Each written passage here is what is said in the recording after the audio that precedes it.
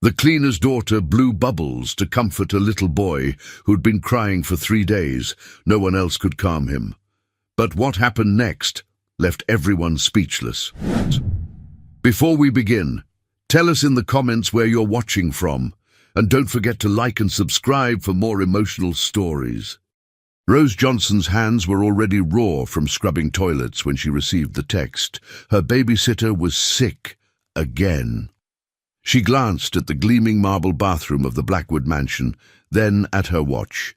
2:30 p.m. School pickup was in 30 minutes, and her boss, Mr. Blackwood, had specifically warned her about bringing distractions to work.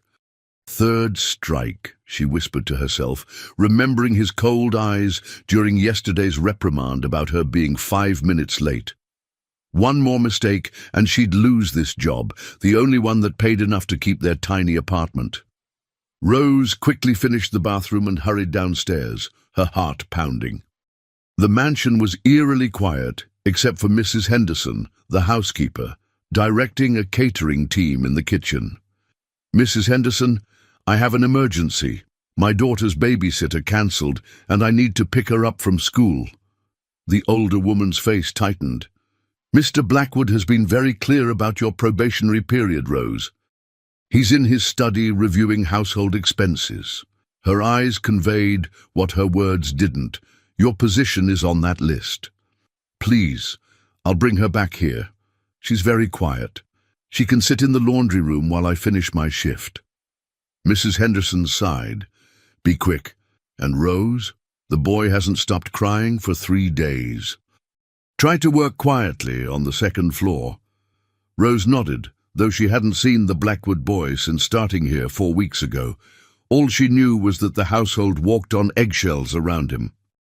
20 minutes later, Rose rushed into Westfield Elementary School, finding 7-year-old Lily waiting patiently on a bench, her worn backpack clutched to her chest. Her heart broke seeing her daughter sitting alone while other children left with parents or nannies. "I'm so sorry, baby," Rose said, kneeling to hug her. "It's okay, Mummy. Miss Perkins, let me help arrange the books." Lily's smile revealed the gap where her front tooth had fallen out last week, a tooth fairy visit that had cleaned out Rose's change purse. "Listen, sweetheart, I need to go back to work. You'll have to come with me and be extra quiet, okay? It's a very fancy house." Lily's eyes widened. "The castle house? You said I could see it someday." "This isn't a field trip, Lily. You need to sit quietly while I work. Bring your books." Back at the mansion, Rose snuck Lily through the service entrance. The laundry room was warm and hummed with the sound of running machines. She set Lily up in the corner with her backpack. "Stay here. I'll be finished in 3 hours, then we can go home for mac and cheese." "The kind with the shapes?" Lily asked hopefully. "Yes, the kind with the shapes." Rose kissed her forehead. "Remember, super quiet." Rose hurried upstairs with her cleaning cart, checking her schedule. 3 more bathrooms, 2 guest bedrooms and the hallway. She worked quickly, constantly checking her phone for texts from Lily, who knew to message if she needed anything. An hour passed without incident. Rose was polishing a hallway table when she heard it, a heartbreaking sob coming from behind a door she'd been told never to enter, the young master's room. The cries were desperate, the kind that come after tears have been flowing so long that breathing becomes difficult. As she hesitated, her phone buzzed. A text from Lily. "Mommy, I'm thirsty." Rose texted back, "Coming," and rushed downstairs. When she entered the laundry room, her stomach dropped. Lily was gone. "Lily?" she whispered urgently, checking behind machines. "Lily!" The laundry room door to the kitchen was ajar. Rose rushed through, scanning the enormous kitchen. No Lily. Panic rising, she hurried into the hallway, calling her daughter's name as loudly as she dared. A soft giggle from upstairs stopped her cold. Not just any giggle, Lily's. Rose took the stairs 2 at a time, following the sound to the forbidden door. It was cracked open. She peered inside and froze.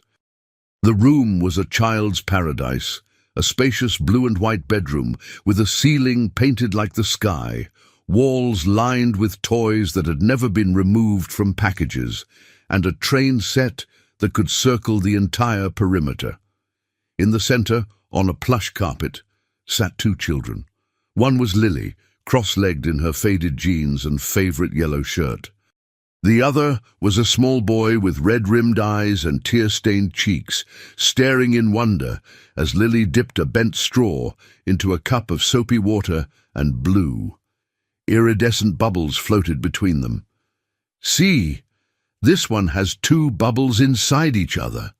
That's super special luck," Lily explained, as the boy cautiously reached toward one floating bubble. "It doesn't break." His voice was hoarse, probably from days of crying. "You have to touch it super gentle, like this." Lily demonstrated, letting a bubble land on her finger before it popped. "Your turn." The boy's trembling finger approached a bubble, but it popped before contact. Instead of frustration, his eyes widened with delight. "Again!" Rose stood transfixed. This must be Thomas Blackwood, the 6-year-old son she'd been instructed to avoid disturbing, the boy no one could console. "What is the meaning of this?" The deep voice behind her made Rose jump. She turned to find William Blackwood, his tall frame blocking the hallway, his expression thunderous.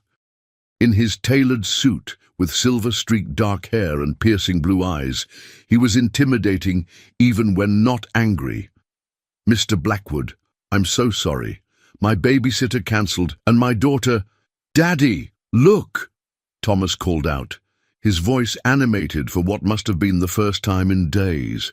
"Bubbles don't break if you're gentle." William Blackwood's gaze shifted from Rose to the children. His stern expression faltered as he watched his son reach for another floating bubble. "I made them from the soap by the sink," Lily explained cheerfully. "I can show you how too, sir." For a moment, nobody moved. Then Thomas giggled as a bubble popped on his nose, and something shifted in William Blackwood's face. "Mrs. Henderson tells me you've been missing work to handle childcare issues," he said quietly to Rose. Rose straightened her shoulders. "Yes, sir. I'm a single mother. Sometimes arrangements fall through. I understand if you need to let me go."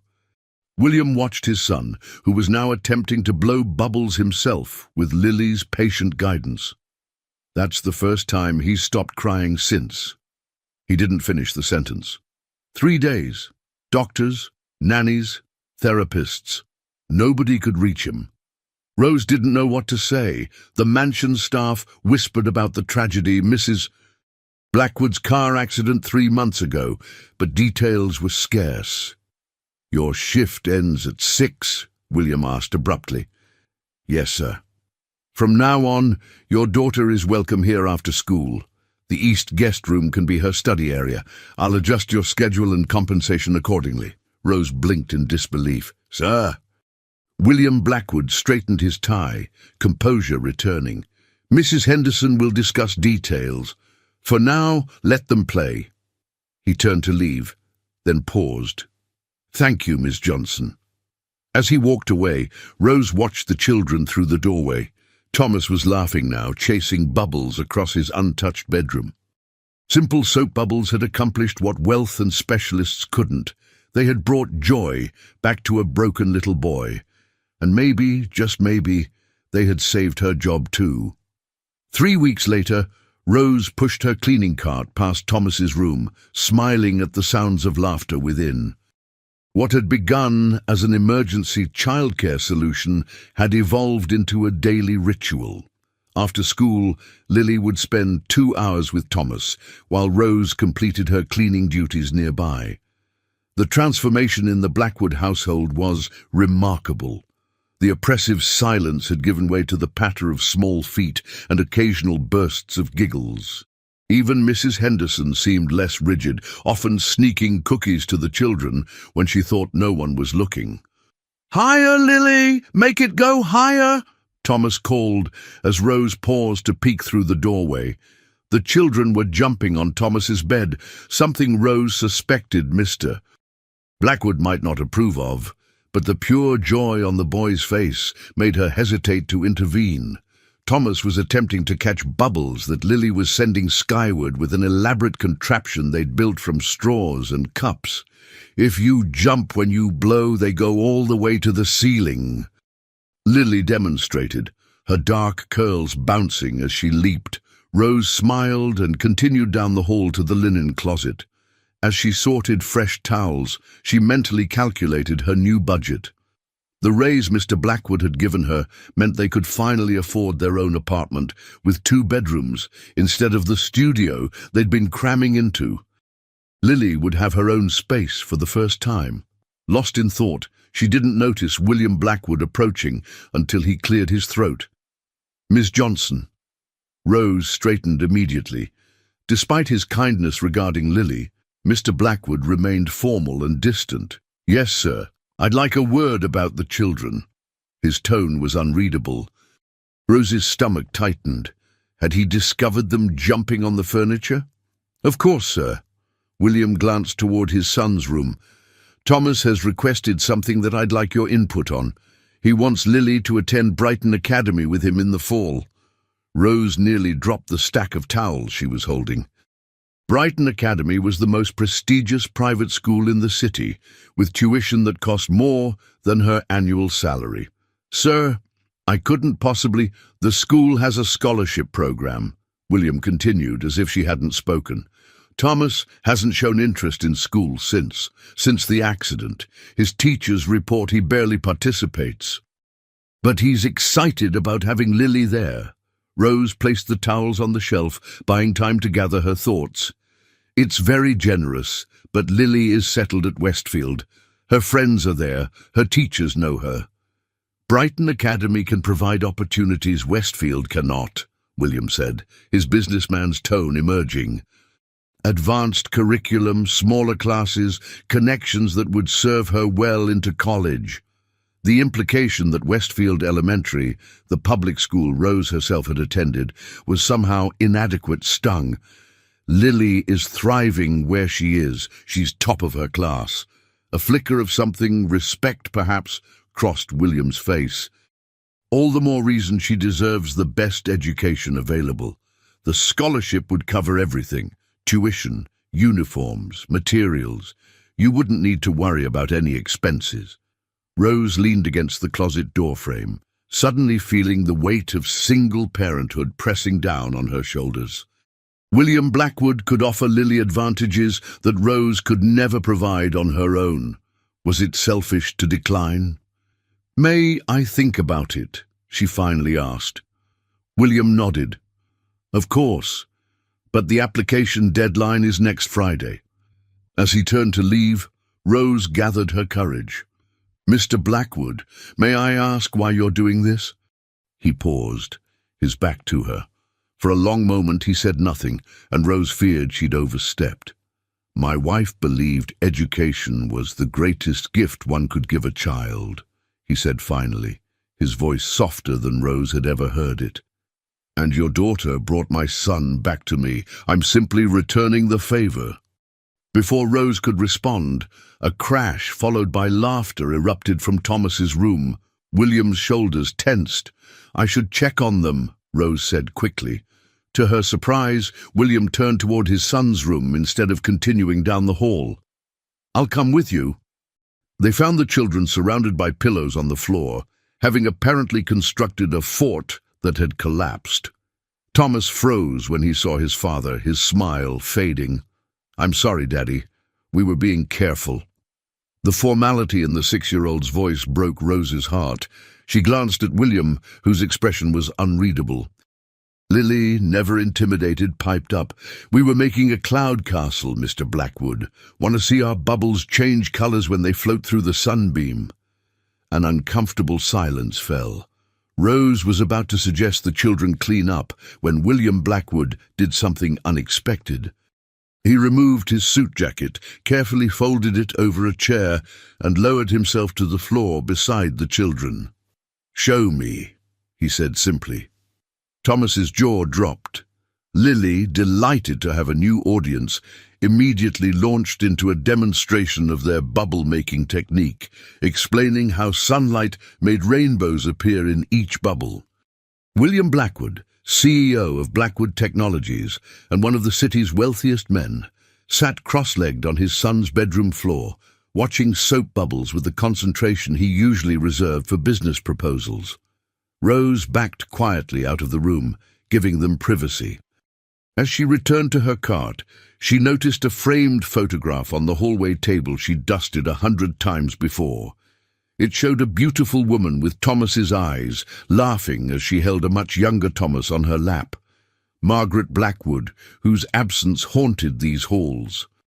For the first time, Rose wondered what kind of woman she had been, this person who had loved William Blackwood before he became the stern, distant man Rose knew.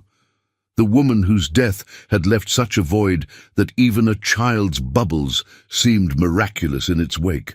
"And what exactly makes you qualified to make educational decisions for my nephew?" Victoria Blackwood's voice sliced through the breakfast room where Rose had been summoned. She stood ramrod straight near the window, her designer suit impeccable, her blonde hair pulled into a severe bun.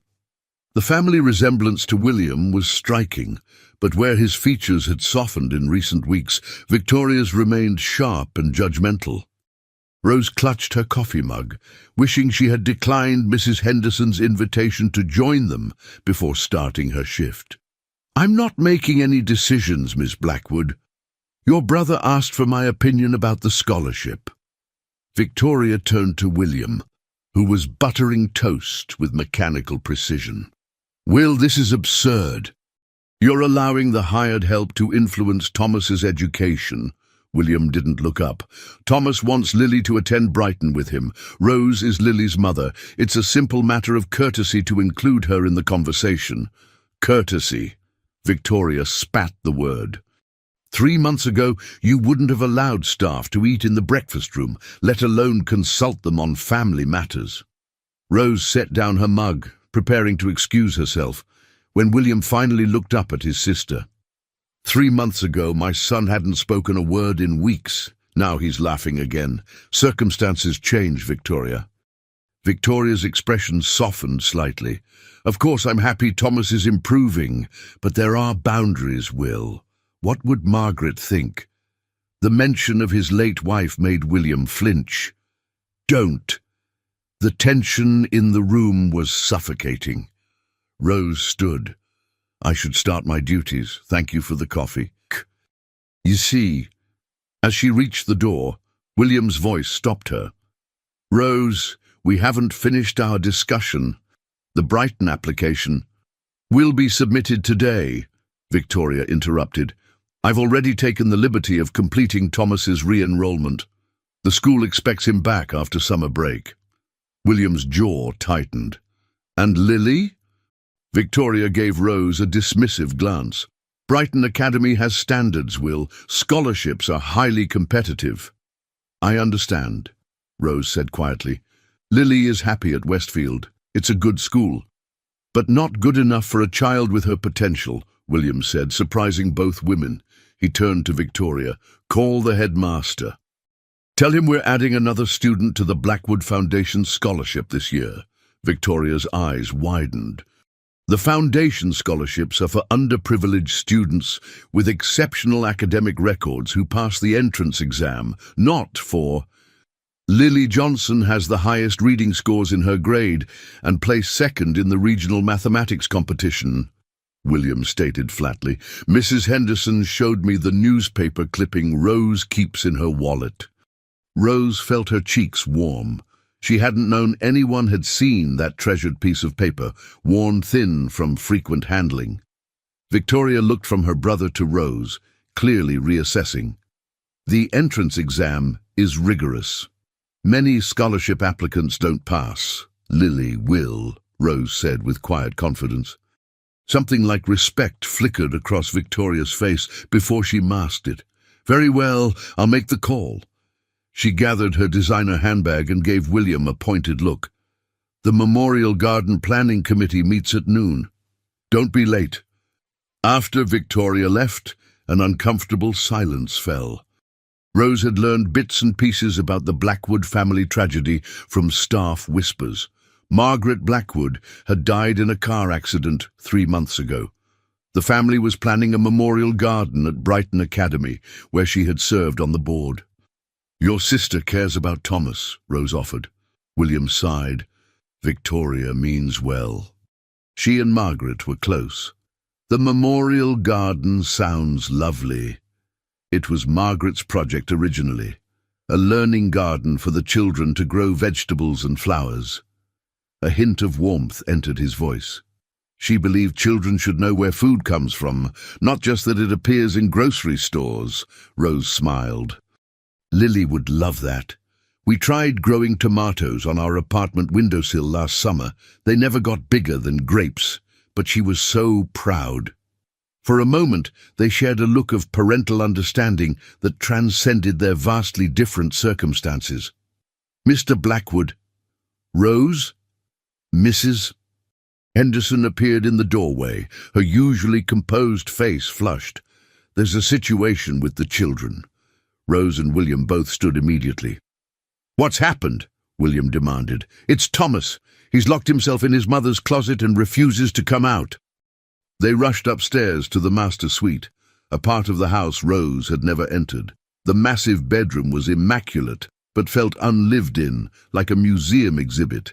A king-sized bed dominated one wall, its covers perfectly smooth.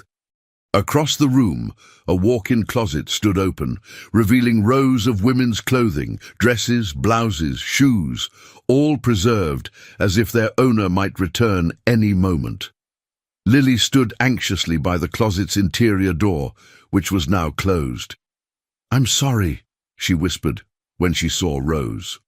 "We were playing hide and seek and he went in there, but then he wouldn't come out."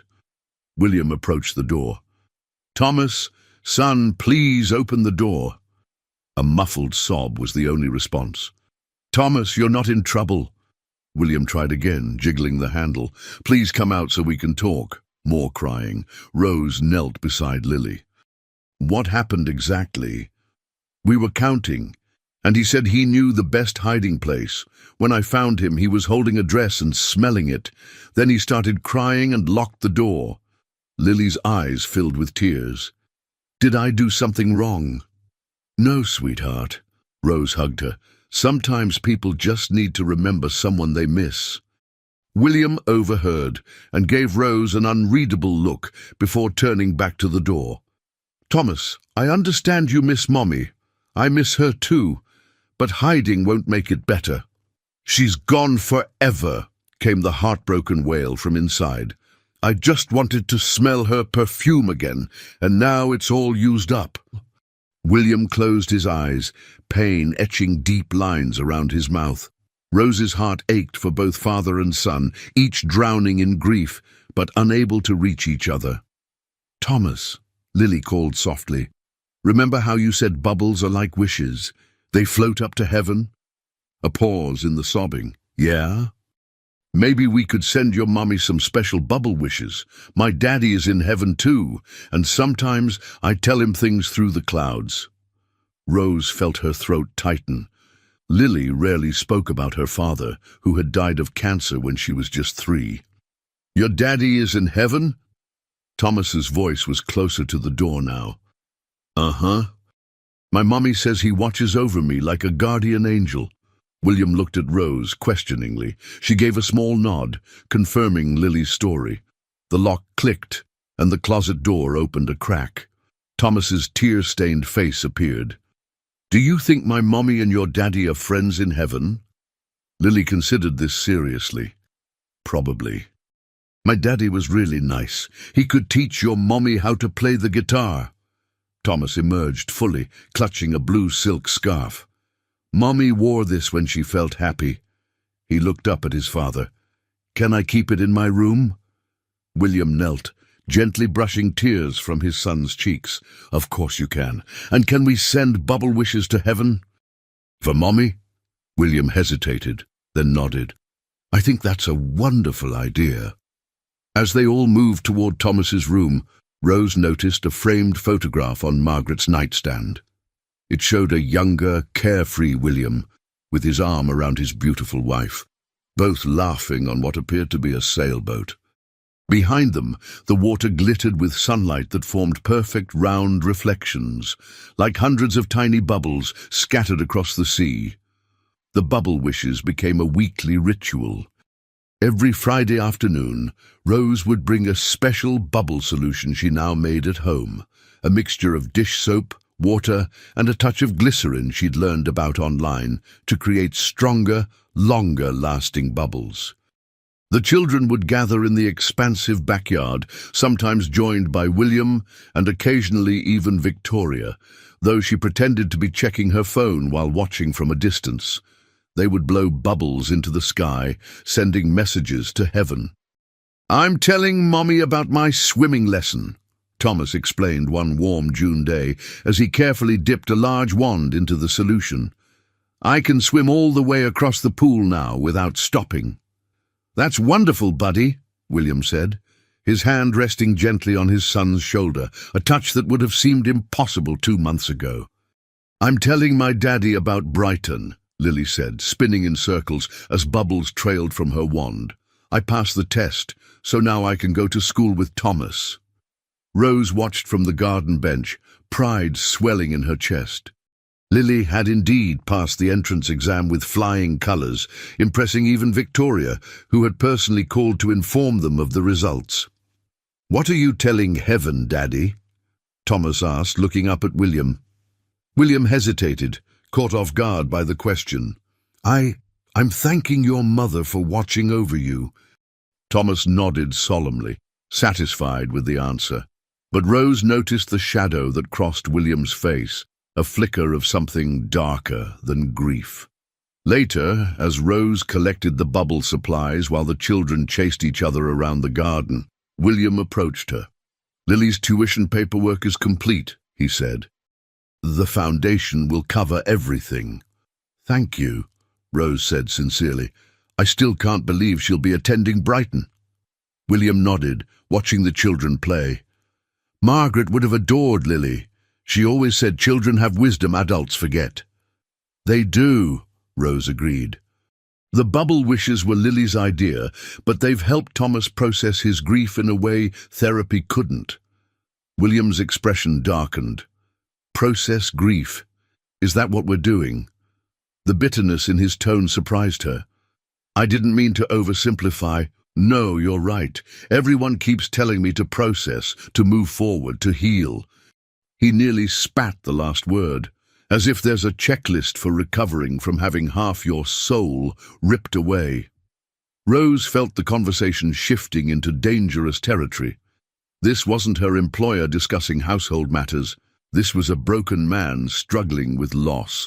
"I lost my husband 4 years ago," she said quietly. "Cancer." It was quick, 3 months from diagnosis to the end. William looked at her with new awareness. "I didn't know." Lily was 3, too young to really understand. She knows him through photos and stories now. Rose twisted the simple band she still wore on her left hand. "People told me time would heal everything. They were wrong. Time just changes how the pain fits into your life." William was silent for a long moment. "How do you do it?" "Continue. Build a life around the empty space." "You don't fill the space," Rose said. "You build around it, you honor it, and eventually you find yourself living again, not just surviving." "Margaret was driving to pick up Thomas from school," William said suddenly, his voice hollow. "It was my day, but I had a meeting I couldn't miss. If I'd just... Stop!" Rose's voice was firm enough that William looked startled. "That path leads nowhere good. Believe me, I've walked it. If only I'd noticed the symptoms sooner. If only I'd insisted on a second opinion. It changes nothing except to poison what life you have left." For a moment, William's carefully maintained facade crumbled, revealing raw anguish beneath.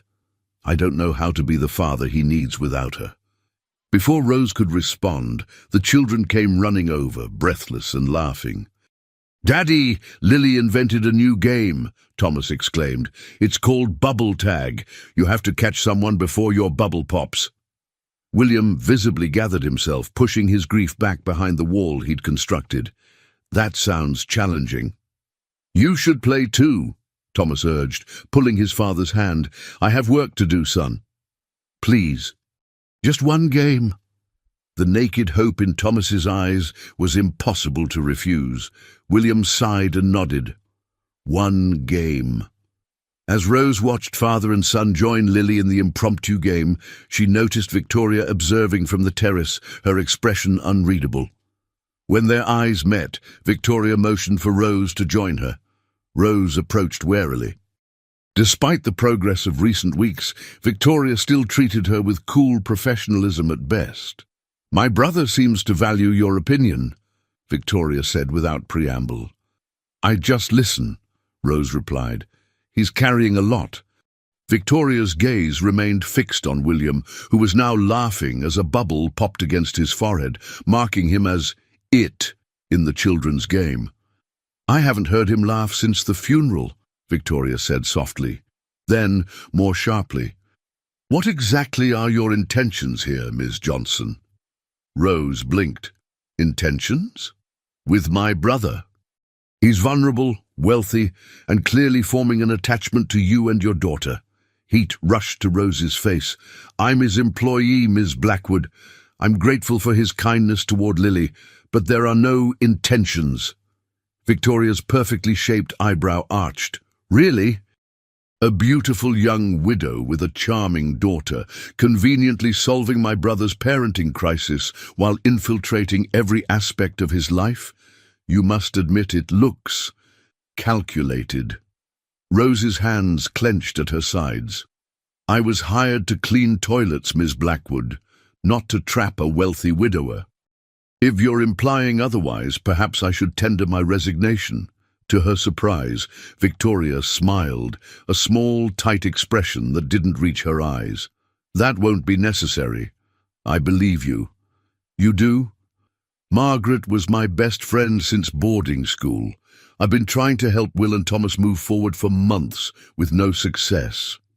Then you and your daughter appear with your magic bubbles, and suddenly there's progress." Victoria sighed. "I don't have to like it to recognize its value." Before Rose could respond, Mrs. Henderson appeared on the terrace. "Miss Blackwood, the Memorial Garden Committee members are arriving." Victoria nodded. "Thank you, Mrs. Henderson." She turned back to Rose. "We're finalizing plans for Margaret's garden at Brighton today. The dedication ceremony is next month, before school begins." She hesitated. "Perhaps you and Lily would attend." Margaret would have wanted Thomas to have friends there. The invitation, however reluctant, was clearly an olive branch. "We'd be honored," Rose said. As Victoria walked away, Rose turned back to watch the bubble game.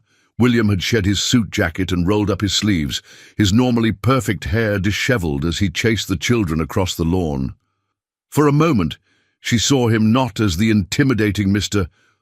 Blackwood, but simply as Thomas's father, a man finding his way back to joy, one bubble at a time. The invitation to the Blackwood Technologies annual summer gala arrived on a sweltering July morning. Rose stared at the cream-colored envelope Mrs. Henderson had handed her, embossed with the company logo in silver. "There must be some mistake," she said, trying to hand it back. Mrs. Henderson smiled knowingly. "No mistake. Mr. Blackwood was quite specific that you and Lily should attend. It's this Saturday evening." Rose opened the envelope with trembling fingers.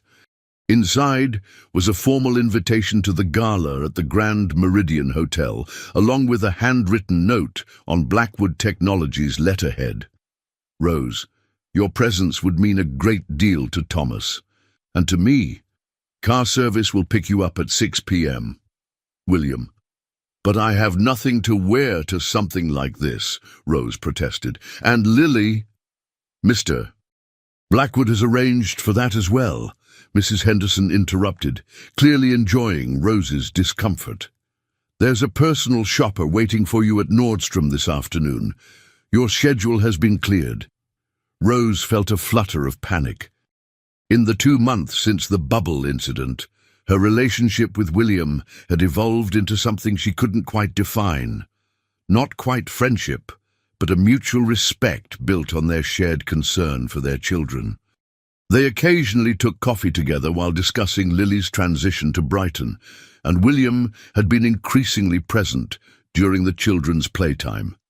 But a formal gala was something else entirely. That was stepping into his world, a world where Rose Johnson, former high school dropout with a GED and community college certificate, would be painfully out of place. "I don't think—" "Just go, dear," Mrs. Henderson said gently, patting Rose's hand with unexpected warmth. "Thomas specifically asked if you and Lily could attend.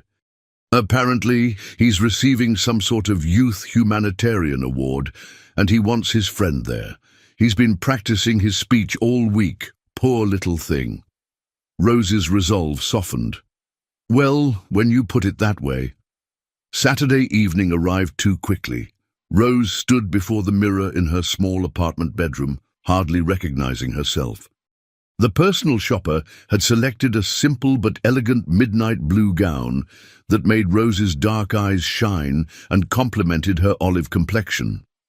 Her usually practical ponytail had been transformed into soft waves by the salon stylist who had been part of the Blackwood-sponsored makeover. A delicate silver necklace, borrowed from the stylist, completed the transformation. "Mommy, you look like a princess." Lily twirled into the room in her own party dress, a pale yellow confection with a satin sash that made her look like a miniature sunbeam. Her dark curls had been arranged with matching yellow ribbons that bounced when she moved. "And you look like sunshine," Rose replied, kneeling to adjust Lily's matching headband. "Remember what we talked about? This is a grown-up party, so we need to use our best manners." "I know, Mommy. Small sips, please, and thank you. No running, and don't talk about poop or farts, even if it's really funny." Lily recited seriously before breaking into giggles. Rose laughed. "That pretty much covers it. And remember, if you get tired or overwhelmed, tell you, and we can find a quiet place," Lily finished. "I won't embarrass Thomas, I promise." The sleek black car that arrived precisely at 6 p.m. felt like something from a fairy tale. As they pulled up to the Grand Meridian, Rose's stomach tightened at the sight of photographers and well-dressed guests entering the hotel. The building itself was imposing, a historic landmark with marble columns and crystal chandeliers visible through towering windows. "Why are there so many people?" Lily asked, pressing her face to the window. "And why are those people taking pictures?"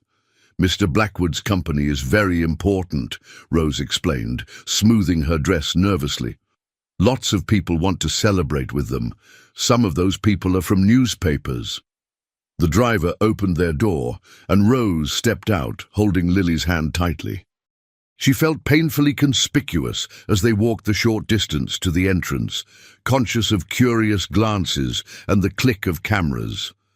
Inside the grand ballroom, crystal chandeliers cast a warm glow over tables draped in white linen and scented with elaborate floral arrangements. A small orchestra played softly in one corner, while waiters circulated with champagne and hors d'oeuvres. The room buzzed with the confident voices of people accustomed to wealth and influence. Rose scanned the crowd nervously, recognizing no one. What was she doing here? Her hands felt clammy, and she resisted the urge to check if her price tag was still attached to her dress. "Rose! Lily!" Thomas's voice cut through her panic. The boy weaved through the crowd, resplendent in a child-sized tuxedo, his face alight with excitement. "You came!" Lily immediately hugged her friend, careful not to wrinkle either of their outfits. "You look so fancy, like a tiny businessman." "So do you. Come on, Daddy's waiting.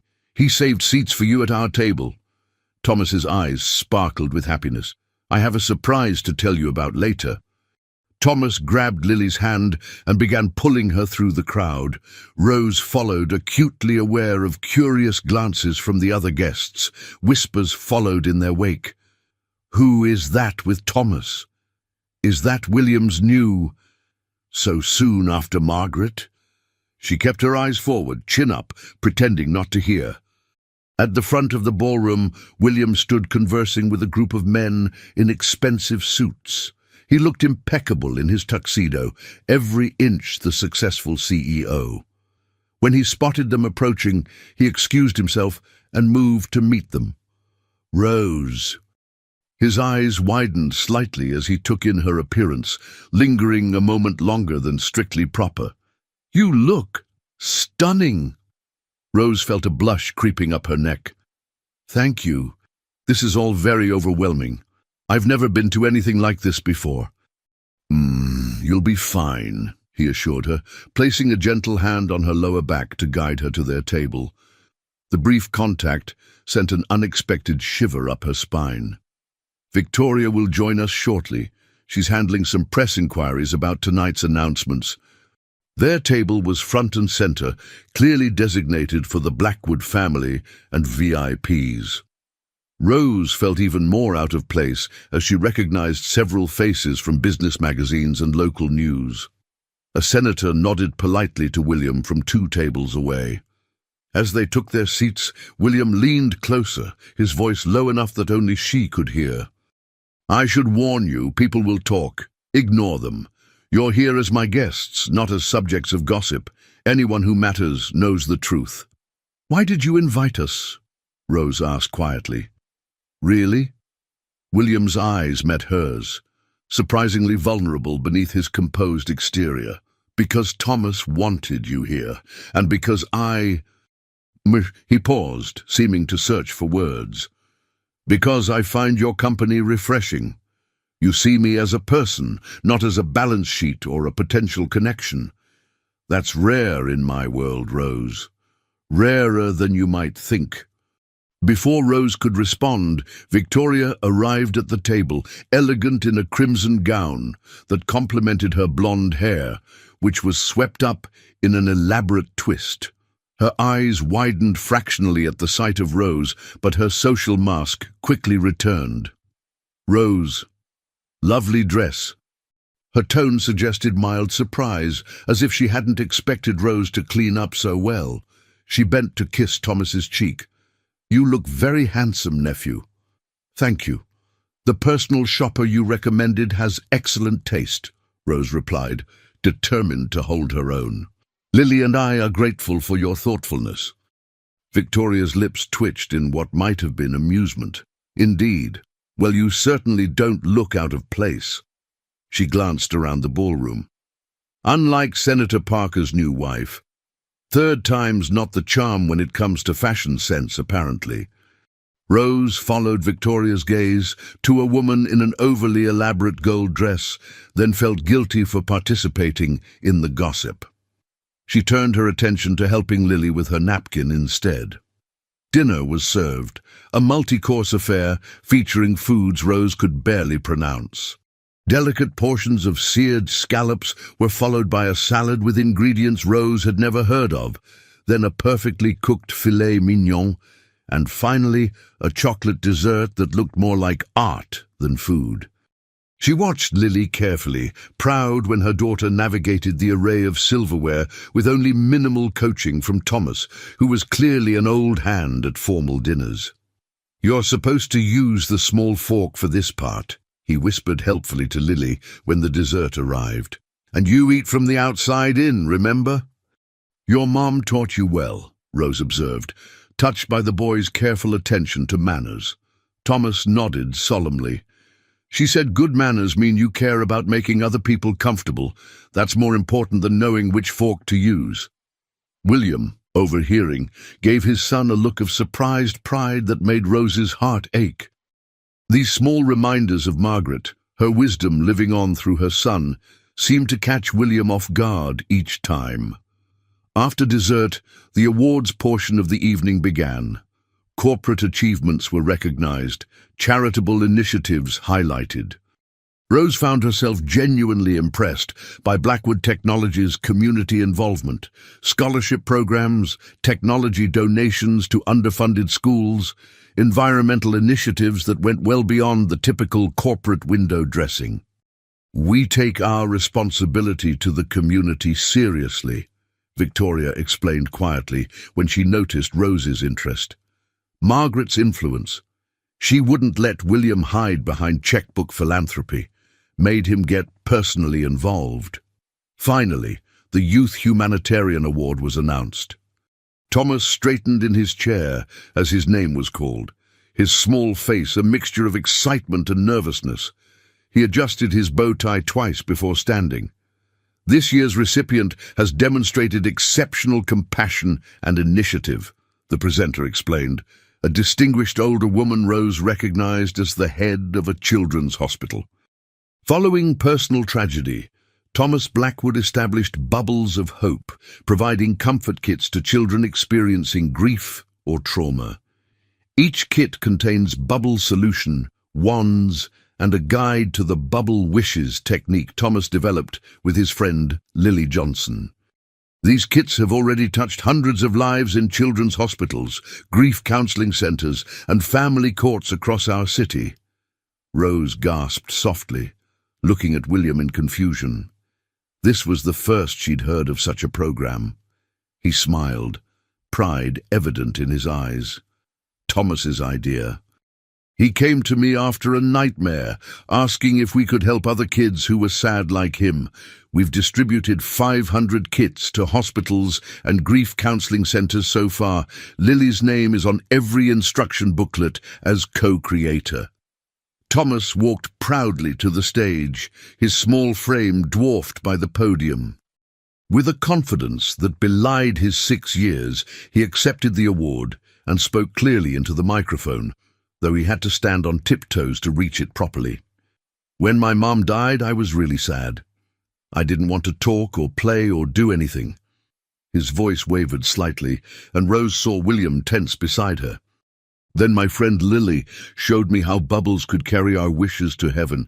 It helped me feel better. I want other kids to feel better too. Thank you for this award. I wish my mom could see it, but maybe a bubble can tell her about it tonight." The audience applauded warmly as Thomas returned to the table, clutching his award, a crystal star mounted on a wooden base. Lily hugged him immediately. "That was so good. You didn't even sound scared. I would have been super nervous with all those people looking." "I practiced a lot," Thomas confided, his voice dropping to a whisper. "Daddy helped me. I said it in front of the mirror 20 times yesterday." "Well, it was perfect," Lily assured him. "You're like a professional bubble expert now." Thomas beamed at the praise, then carefully set his award where both children could admire it between their dessert plates. As the formal program concluded and guests began mingling, Rose noticed William checking his watch repeatedly. His expression had shifted from relaxed to increasingly tense over the past 15 minutes. "Is everything okay?" she asked quietly, while the children were distracted, comparing Thomas's award to a science medal Lily had won at school. "Just some business that needs handling," he replied vaguely, his tone suddenly distant. "Would you excuse me for a few minutes? Victoria will keep you company. I shouldn't be long." As he disappeared into the crowd with unusual haste, Victoria slid into his vacant chair, signaling a waiter for a fresh glass of champagne. "Don't worry, he does this at every event.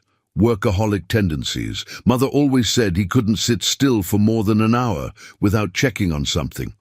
Rose nodded, watching the children who were now taking turns holding the crystal award up to the light, marveling at how it cast tiny rainbows on the tablecloth. She couldn't shake the feeling that William's departure was about more than simple restlessness. "They're good for each other," Victoria observed, following Rose's gaze to the children.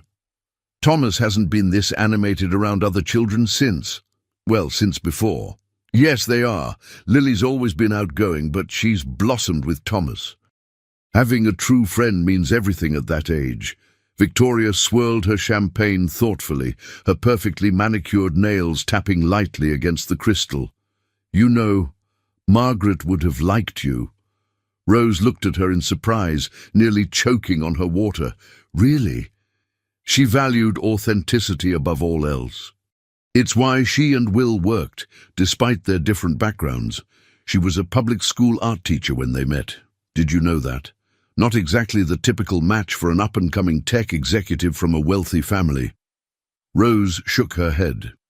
The staff rarely discussed Mrs. Blackwood's past, treating it as something sacred and off-limits. "I had no idea. That explains her interest in the learning garden. Teaching at-risk teens in the city, Will was doing some corporate philanthropy tour, visited her classroom and was completely smitten." Victoria smiled at the memory, her usually sharp features softening. She refused to date him until he volunteered at the school for a month. Said she wouldn't be another CEO's charity project or a trophy to parade around at events like this. Rose tried to imagine William Blackwood volunteering in an underfunded public school, surrounded by teenagers who couldn't care less about his net worth or business acumen. It was difficult to reconcile with the formal, sometimes aloof man she knew. What happened? He showed up every Tuesday and Thursday for 5 weeks, teaching business skills to her students. By the end, 2 of them had secured scholarships to business school, and Margaret had agreed to dinner. Victoria's expression softened further. She never lost that groundedness. Even after they married, she insisted on keeping her teaching job, only stopped when Thomas was born, and even then she remained on the board of several educational charities. Rose was absorbing this new information, re-evaluating her understanding of both William and his late wife, when a commotion near the entrance caught her attention. William had returned, but he wasn't alone. A uniformed police officer accompanied him, their expressions grave as they approached the table. William's face was ashen, his earlier composure completely gone. Victoria stood immediately, champagne forgotten. "Will? What's happening?" Her voice held a note of alarm that made several nearby guests turn to look. William's hands trembled slightly as he gripped the back of his chair. "They've reopened the investigation into Margaret's accident. They have questions about the brake lines."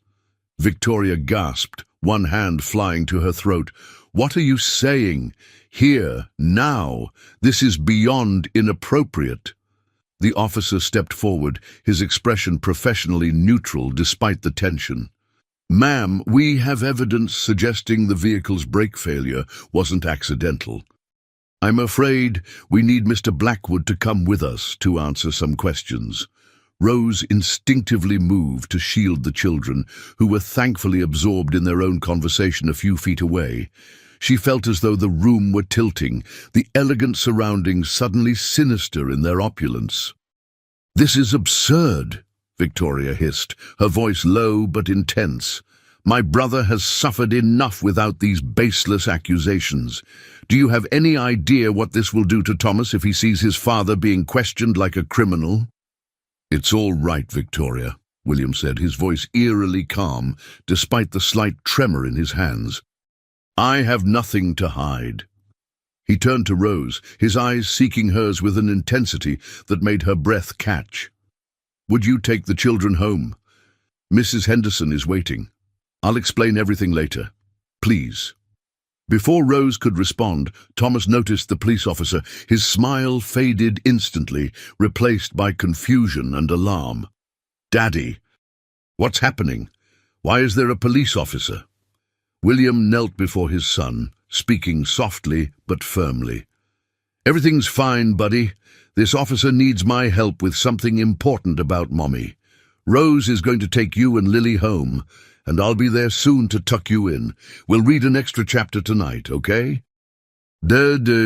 Thomas looked unconvinced, but nodded bravely, his small shoulders squaring with effort.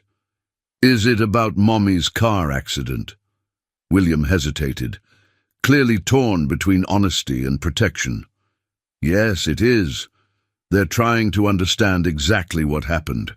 That's a good thing, right? To know the whole truth." Thomas nodded solemnly. Mommy always said the truth is important, even when it's hard. William's composure faltered for a moment, his eyes glistening. She was right, as always. Now be good for Rose and Lily, okay? I won't be long. As William stood to leave with the officer, his eyes met Rose's. For a split second, she saw something there that sent a chill down her spine. Not guilt or fear, but a deep, unfathomable sadness that went beyond the grief she'd witnessed before. It was the look of a man who had glimpsed an abyss and wasn't sure he could avoid falling in. "Trust me," he whispered as he passed her, his voice barely audible. "Please." Rose gathered the confused children, her mind racing. The perfect evening had shattered into something unrecognizable, leaving her with more questions than answers. Victoria was already on her phone, presumably calling their attorney, her face tight with controlled fury. "Come on, kids," Rose said with forced cheerfulness. "Let's head back to the house. Maybe we can watch a movie before bedtime." As she guided them through the now whispering crowd, she caught fragments of speculation already spreading. Always thought it was strange how quickly he returned to work. Heard there was a massive insurance policy. The sister seems rather protective, doesn't she? What had really happened to Margaret Blackwood, and why did Rose have the sinking feeling that the fragile happiness they'd built over the past 2 months was about to collapse like a bubble touched too roughly? "Dad got home super late," Thomas whispered to Lily as they huddled on the window seat in the mansion's library 3 days later. "And he was talking to Aunt Victoria for a long time in his study. They were yelling. I could hear them even with my door closed and my special noise machine turned on." Rose pretended to dust the bookshelves while keeping an ear on the children's conversation. It had been 3 days since the gala, and William had barely spoken to anyone since returning from police questioning in the early hours of Sunday morning. He moved through the house like a ghost, distracted and withdrawn. Rose had stayed overnight with the children at Mrs. Henderson's insistence, sleeping in the guest room adjacent to Thomas's room to comfort him when he woke from nightmares. "Is your dad in trouble?" Lily asked. Her voice hushed. She had been unusually quiet since the gala, sensing the tension that had descended over the household like a heavy fog. Thomas shrugged, his small shoulders tense beneath his t-shirt. "I don't know. Aunt Victoria says it's just a mistake and grown-ups will fix it. But this morning I heard Mrs. Henderson talking to the gardener about false accusations and circumstantial evidence. I looked those up in my dictionary." Rose marveled at the boy's resourcefulness even as her heart ached for him. At 6 years old, he shouldn't know terms like circumstantial evidence, let alone need to look them up to understand what was happening to his father. Rose moved closer to the children, abandoning the pretense of dusting. "How about we go make some bubbles in the garden? It's a beautiful day, and I have a new recipe that makes super strong bubbles. They can last for almost a minute if there's no wind." The children nodded eagerly, always ready for their favorite activity. Thomas especially seemed relieved at the suggestion, as if escaping the oppressive atmosphere of the house was exactly what he needed. As they headed outside, Rose noticed Victoria watching from the study doorway, her expression troubled, dark circles under her eyes suggesting she hadn't slept much either. "A word, Rose," Victoria called, her voice lacking its usual sharp edge. Rose directed the children to the garden, now a familiar routine between them. "I'll be right there. Get the bubble solution from the kitchen." Mrs. Henderson put it in the blue container in the refrigerator to keep it cold. It works better that way. When the children were gone, Victoria motioned Rose into the study and closed the door with a soft click. The room was masculine and formal, with leather furniture and walls lined with books in matched bindings. The scent of expensive cologne and paper lingered in the air. William sat behind an imposing desk, looking haggard and unshaven. a stark contrast to his usual impeccable appearance. Papers were scattered across the surface, legal documents by the look of them. "Rose!" He acknowledged her with a nod, attempting a smile that didn't reach his eyes. "Thank you for staying with Thomas. It's been complicated. He had nightmares again last night." "He's worried about you," Rose said simply. "Children pick up on more than we realize." He was looking up legal terms in the dictionary this morning. William winced, running a hand through his disheveled hair. God, I should have talked to him more. I just didn't know what to say that wouldn't terrify him further. "Is there anything I can do?" Rose asked, concern overriding her usual professional distance. "For Thomas? Or—" She hesitated, then added, "or for you?" Victoria and William exchanged looks, a silent communication between siblings that spoke of shared history and mutual understanding. "Actually, yes," William said, straightening slightly. "That's why we asked you to join us." Rose took a seat in one of the leather chairs, noting the legal documents spread across the desk. Some bore the letterhead of Williams and Klein, which she recognized as one of the city's most prestigious law firms. "What's happening? Is there something I should know to help Thomas?" William rubbed his temples, exhaustion evident in every line of his face. "The police found evidence that Margaret's brake lines were tampered with. They're treating her death as a homicide, not an accident." Rose gasped, the implications hitting her with physical force. "That's terrible. Do they have any suspects?" "Surely they don't think—" She stopped, suddenly understanding the police officer's presence at the gala, the whispers, William's distress. The heavy silence that followed answered her question before Victoria spoke, her voice brittle with suppressed anger. "They're focusing on Will because of the life insurance policy. $10 million. As if he needs the money. It's absurd. Will is worth hundreds of millions. The policy was Margaret's idea in the first place." "Which I never collected," William added bitterly, pushing a document toward Rose. "It was a donation acknowledgement from Mercy Children's Hospital for $10 million, dated just weeks after Margaret's death. I donated the entire amount to the children's hospital Margaret volunteered at. I couldn't bear to profit from her death." "And you think I can help somehow?" Rose asked, confused about her role in this family tragedy that had begun long before she entered their lives. William leaned forward, his blue eyes intent despite the fatigue shadowing them. "The police are building a timeline of Margaret's last day. I was in meetings, which gives me an alibi for most of the day, but there's a 2-hour window in the afternoon where I can't prove my whereabouts. I was driving between our downtown office and a satellite campus, alone. I still don't understand."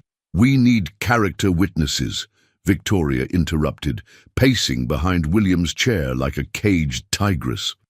"People who can testify to Will's relationship with Thomas, his state of mind in recent months. You've been in this house daily since shortly after Margaret's death. You've seen Will and Thomas together more than almost anyone. You've witnessed his grief, his struggle, his efforts to heal." Rose looked between them, realization dawning. "You want me to testify for you? To tell the police what I've seen?" "Only if you feel comfortable," William said quickly, leaning back slightly as if to distance himself from any perception of pressure. "Only if you believe in my innocence. I would never ask you to say anything you don't believe is true." The question hung in the air between them, heavy with implication. Did she? Rose had only known William Blackwood for a few months. He had been kind to her and Lily, generous beyond expectation. But she had also seen his dark moods, the depths of his grief, the occasional flashes of anger. Could she swear with certainty that this man was incapable of violence? "I believe you loved your wife," she said finally, choosing her words with care. "And I know you love Thomas more than anything in this world.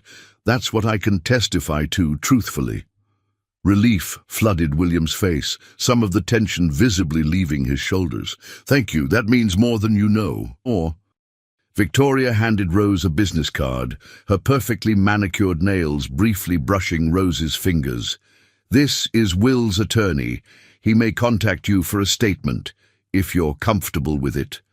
Rose nodded, tucking the card into her pocket.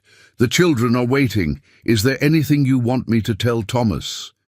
"Oh, just that everything will be fine," William said, his voice strained despite his attempt at confidence. "Keep things normal for him. God knows there's been little enough normality in his life lately." As Rose turned to leave, William spoke again. "Rose, there's something else you should know. Something the police told me that I'm still trying to process." She paused at the door, one hand on the ornate brass handle. The afternoon sunlight streaming through the study windows caught the dust motes in the air, making them dance like tiny golden stars between them. "The police think Margaret knew her killer, that she let them near her car willingly." His eyes were haunted, the blue darkened to something closer to midnight. "They found something in her personal effects, a journal. She wrote that she was afraid, but she never told me why. She was protecting me from something, but I don't know what." Rose's stomach tightened, a chill running through her despite the warm day. "Mr. Blackwood—" "William," he corrected softly, a ghost of a smile touching his lips. "After all this, I think we're past formalities, don't you?" "William," she amended, the name feeling strangely intimate. "Whatever happened, Thomas needs you. We'll get through this." "Geez," she hesitated, then added with quiet certainty, "all of us together." The plural pronoun slipped out unintentionally, but neither William nor Victoria commented on it. Instead, William nodded gratefully, a flicker of something warmer momentarily displacing the worry in his eyes. Outside, Rose found the children blowing bubbles near the rose garden, Margaret's favourite spot, according to Mrs. Henderson. The elderly housekeeper had mentioned once that Margaret spent hours here, often talking to the flowers as she tended them. Thomas had been visiting it more frequently since the gala, sometimes talking softly to the roses as if his mother might hear him through them. Today the roses were in full bloom, their heady perfume filling the warm summer air. "Look, Mummy!" Lily called excitedly, running toward Rose with something in her hands. "We made a bubble snake with a sock and a bottle. Thomas learned it at school before he stopped going. It makes 1,000,000 tiny bubbles all at once." Rose forced a smile, pushing aside her concerns to focus on the children. "That's amazing. How does it work?" she asked, examining the contraption. An empty plastic bottle with the bottom cut off, covered with a sock secured by a rubber band and dipped in bubble solution. As Thomas eagerly demonstrated their invention, blowing through the bottle's mouth to create a foamy snake of bubbles that wriggled through the air, Rose noticed a police car pulling into the driveway. Her heart sank as 2 officers emerged and approached the front door. One she recognized from the gala. The other was a stern-looking woman in a dark suit who was clearly a detective rather than a patrol officer. Moments later, Mrs. Henderson appeared on the terrace, her usually composed face flushed with agitation. "Rose, Mr. Blackwood would like the children to come inside for lunch now." Her voice was steady, but her eyes darted nervously toward the driveway where the officers were now speaking with the security guard at the gate. The tightness in Mrs. Henderson's voice told Rose everything she needed to know. William was being questioned again, and he wanted the children away from the spectacle, protected from seeing their father treated like a suspect. "Race you to the kitchen," Rose called to the children, creating a diversion that worked instantly. As they ran ahead, giggling and shouting about who would reach the door first, she exchanged a worried glance with Mrs. Henderson. "It's getting worse," the housekeeper murmured, her lined face creased with additional worry. They found something in Mrs. Blackwood's car, hidden in the spare tire compartment, a USB drive with some kind of files from Blackwood Technologies. The police brought it with them this time. Rose's mind raced, connecting this new information with what William had shared. What kind of files? I don't know exactly, but Miss Victoria was white as a sheet when she saw it. I overheard her on the phone afterward, something about Project Lazarus and clinical trials that weren't approved. Miss Henderson shook her head, her grey curls bouncing slightly. This family has suffered enough. Margaret's death nearly destroyed them. Now this. It's like watching a Greek tragedy unfold. The children are the only bright spot in all this darkness. Mrs. Henderson, Mommy, come on! Lily called impatiently from the doorway, her sock bottle bubble maker still clutched in one hand. Thomas says we can have ice cream after lunch if we eat all our vegetables. Coming, sweetheart, Rose replied, summoning a bright smile she didn't feel. As she followed the housekeeper inside, she couldn't help glancing back at the rose garden. For a moment, she could almost picture Margaret there, a woman she'd never met, but whose presence still filled this house, whose secrets might now be destroying the family she'd left behind. The sun broke through a cloud, illuminating a single perfect rose, its petals the same deep red as the dress Victoria had worn to the gala. Beside it, dozens of iridescent bubbles floated gently on the breeze, carrying children's wishes heavenward. Rose wondered what Margaret would wish for if she could send a bubble of her own: justice, protection for her son, or perhaps simply peace for the husband who still grieved her so deeply. They had just settled the children with sandwiches and carrot sticks when raised voices echoed from the foyer. Rose recognized William's usually controlled tone, now sharp with anger, and something that might have been fear. This is harassment. My wife's death was a tragedy, not a crime I committed. You're looking in entirely the wrong direction, and you know it. Mrs. Henderson quickly turned on music to distract the children, but Thomas's face had already crumpled with worry. He set down his sandwich, appetite visibly vanishing as he strained to hear his father's voice.